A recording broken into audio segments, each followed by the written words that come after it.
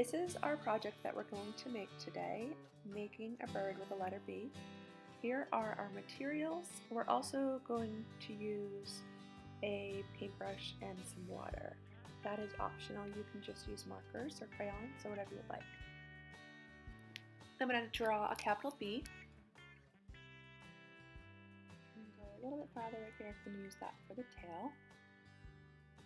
And then I'm going to connect those curves right there and draw a triangle shape for the beak and a dot for the eye.